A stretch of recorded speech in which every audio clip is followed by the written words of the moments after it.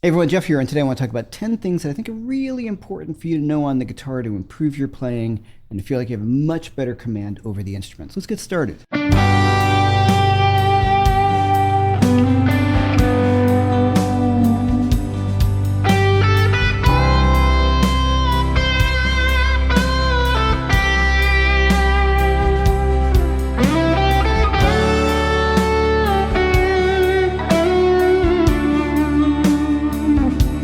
Before we get going, if you like that introduction solo, that's from my latest course called The Art of Melodic Soloing.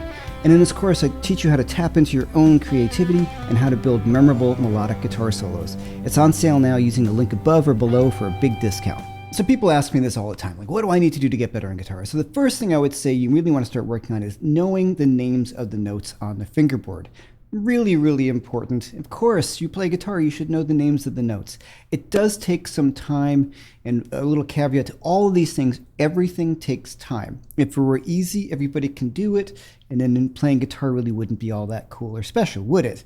So it takes time to learn all the notes on the fingerboard. I would highly recommend you learn one string at a time, go through it nice and slowly. There's all sorts of cool methods, the octave method of learning it. You have your low E string and your high E string. Well, that's two strings for the price of one. So if you start off on the low string and the high string, then the fifth string, 4, 3, and 2, start going through those notes. Just practice the natural notes. In other words, the notes from the C major scale, C, D, E, F, G, A, B, C. So for example, E, F, G, A, B, C, D, E, maybe up to the 12th fret, and say them in reverse. E, D, C, B, A, G, F, E. Really important that you say them backwards because that means you kind of know them. Going up alphabetically really starts to you start to rely upon the alphabet. A, B, C, D, F, G, saying it in verse really gets you to start to know those notes. Also, things that really help is you just find a target note. Okay, well, the fifth fret is A, that's your tuning note. If you know that's A, well, then A to B is a whole step. B's right there. B to C is the half step. Once you feel comfortable with that, a sharp or a flat is you're just raising that note up a half step higher or lower. But if you start off with your natural notes, that's a great way to do it. Trying to memorize all the notes at once at one time is really outrageously difficult and kind of silly to do. So don't do that. One string at a time, just your natural notes. Number 2, I'm assuming you know a little bit of guitar, you know your open chords. You want to start to know all of your bar chords, especially the root on the 5th string and root on the 6th string. So example, what we call an E4 bar chord, root on the 6th string. There's G major, so you want to know G major, G minor, G7, G minor 7. As you start to kind of stretch out a little bit more, G major 7, G minor 7 flat 5, and G diminished. We want to know all of those, but the first ones we definitely want to know are going to be major and minor. Root on the 6th string, root on the 5th string bar chords. Really, really important. Memorize where all those are and really start digging into it. Number 3, it's really important that you learn how to read a basic chord chart. I'm not talking about reading notes. I'm talking about looking at a piece of music and there are chords written, just like you can see on the screen, knowing how to read something that's in 4/4 time. I have A minor for 4 bars. What am I going to play? Okay, A minor, how do I go through these changes? This is also a really great way to practice something like your bar chords that you may or may not be familiar with. Taking a jazz standard, whether you like jazz or not, isn't really the point. But something like a tune like Autumn Leaves, which is a relatively easy jazz tune to play, but it uses all the chords that we were talking about, or I was mentioning earlier. Major 7, minor 7, flat 5, things like that. Really, really important way to get those chords under your fingers. I'm not talking about playing a gig, I'm just talking about learning. So the more you know those chords, the more when you encounter them, you'll feel really comfortable playing them. You can see them on a chart. Also, this is the way musicians speak to each other. We don't say, oh, that chord on that fret that looks like this. I would say it's, B minor 7 flat 5. And I know that that's B minor 7 flat 5 or that's B minor 7 flat 5. This is the way musicians speak to each other. Your goal is to be a musician. The preponderance of this anti-intellectual thing makes me crazy when people say, oh, he didn't know anything on the guitar, or knowing more on the guitar makes you play a certain way or stifles your creativity. Bull. That is complete cop-out nonsense, if I'm completely honest. Since when in the world does knowing less about something make you better at it?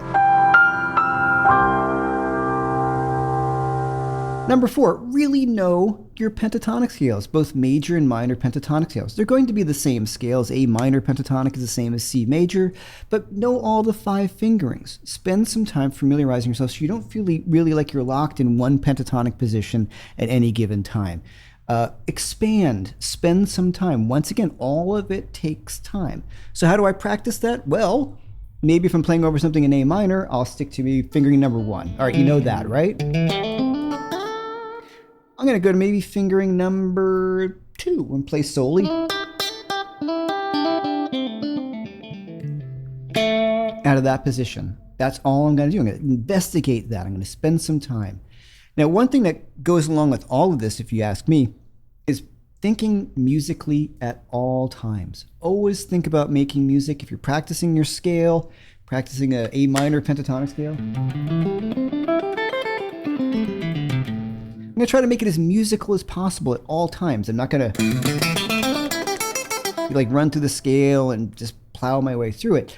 Always think about, on everything you practice, how musical you can make it. Because what are we doing? We're creating music. Just a quick break. If you like my video, please like and subscribe. It helps me out immensely. And also, most people who watch my videos are not subscribed to my channel. It really helps get the word out and helps me build my channel. So if you could do me that favor, I'd appreciate it. Hit the like and subscribe. Number 5, start to learn your triads and their inversions. People for years always told me, Jeff, you got to know your triads. And, I thought I did. Now, when I really started playing professionally, I realized I didn't know them. And they are sort of the key, well, they're the building blocks of music. But they're so important in your soloing, your rhythm guitar playing, coming up with cool parts on the guitar, understanding the instrument, making chord changes. All revolves around you knowing the names of the notes and your triads. And along with the triads is chord spelling. So I'm going to do 2 for 1. Know how to spell your 7th chords. G major 7 is G, B, D, F sharp. A minor 7 is A, C, E, G. These are things that you want to start to memorize. It may take some time, but the cool thing is, just to be clear, sometimes knowing these things on paper is much easier. Simple memorization, right? So A minor 7 is A, C, E, G. Boom, that's A minor 7. Being able to play those on the fingerboard and play an arpeggio of A minor 7 and incorporate it into music, that's a lot more difficult.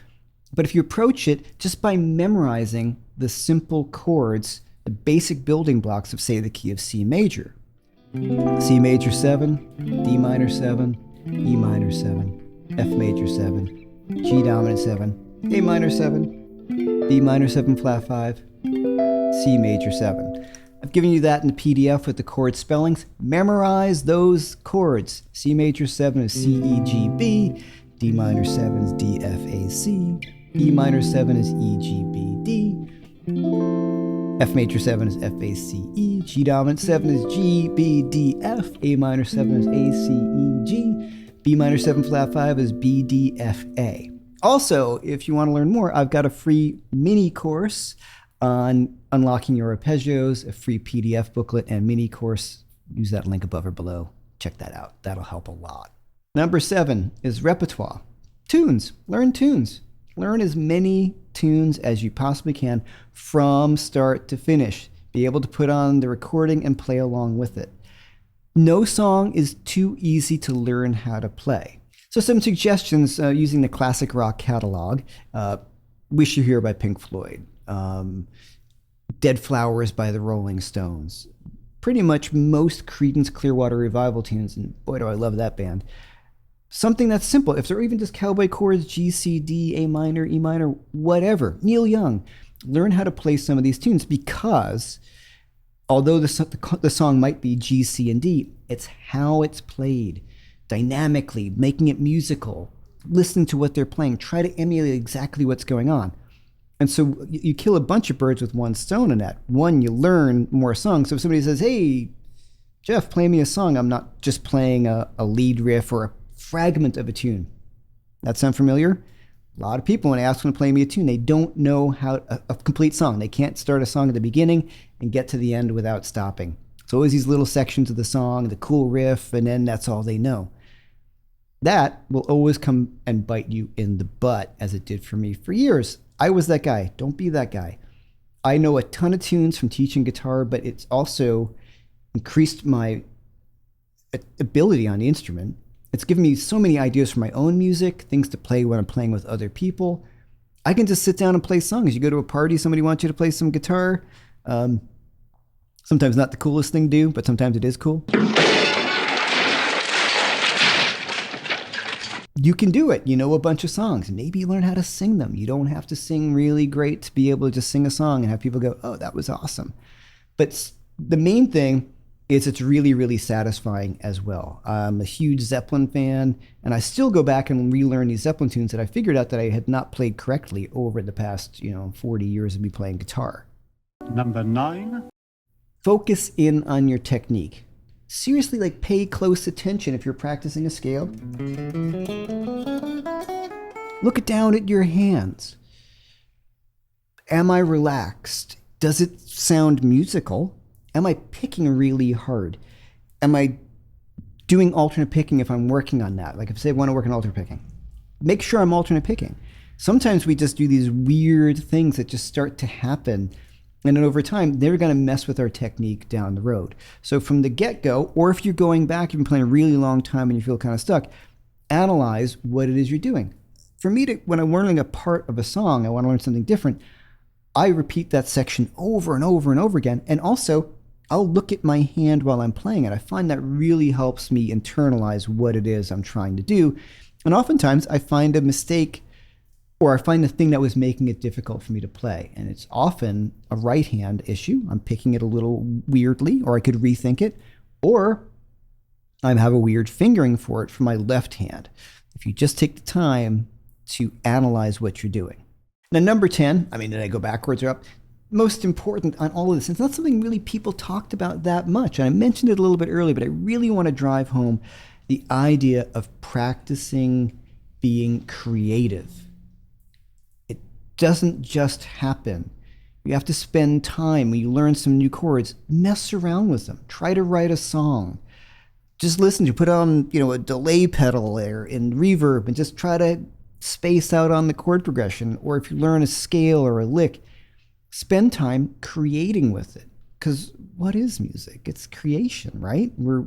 Our favorite stuff was created by people. All those people experimented with it. It wasn't, yes, there's some sort of gift that some people have, the hand of God or whatever you believe in, or nothing. It's just the way you're born, whatever it is, pixie dust. Some people have this really amazing natural ability, Mozart or Beethoven or Bach, but they worked their butts off to get to that point too, right? It didn't just happen that suddenly they could play this way. Might have a propensity for music or as a musical genius, but they still had to put in the time on the instrument.